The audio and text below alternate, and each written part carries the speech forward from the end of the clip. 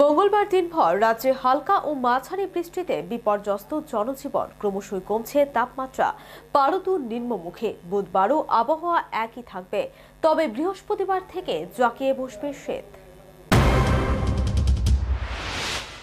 বিক্ষিপ্তভাবে গোটা রাজ্যেই সোমবার বৃষ্টি হয়েছে। মঙ্গলবার সকাল থেকে বাড়ছে বৃষ্টির গতি। রাজধানী সহ রাজ্যের বিভিন্ন জায়গায় হালকা ও মাঝারি বৃষ্টিপাত হয়েছে। মঙ্গলবার সকাল থেকে মেঘাচ্ছন্ন গোটা আকাশ, তাপমাত্রাও ক্রমশ নিম্নমুখী, নামছে পারদু। খবর আবহাওয়া দপ্তর সূত্রের। বুধবারও আবহাওয়া একই থাকতে পারে।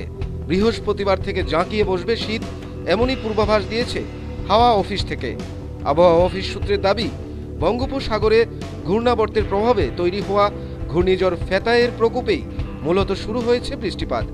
ফেতায়ের মৃদু প্রভাব পড়ছে রাজ্যে, এই কারণেই শুরু হয়েছে বৃষ্টিপাত। সকাল থেকে বৃষ্টিপাতের ফলে বিপর্যস্ত জনজীবন।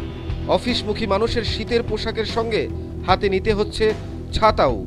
আবহাওয়া দপ্তর সূত্রের খবর, বড়দিনের আগে গোটা রাজ্যে বাড়বে শীতের কামড়, অর্থাৎ বৃষ্টি কমলেই শীত তার সমস্ত শাখা প্রশাখা বিস্তার করবে রাজ্যের সর্বত্র।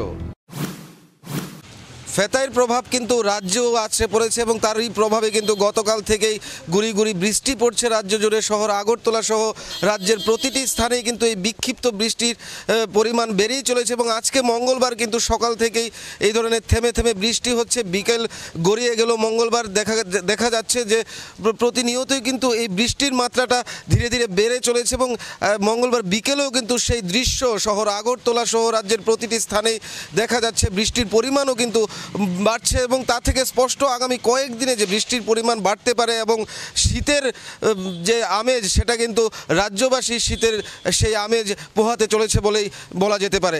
ক্যামেরা পার্সন সুমন গণের সঙ্গে কৌশিক অধিকারী রিপোর্ট, নিউজ ভ্যানগার্ড।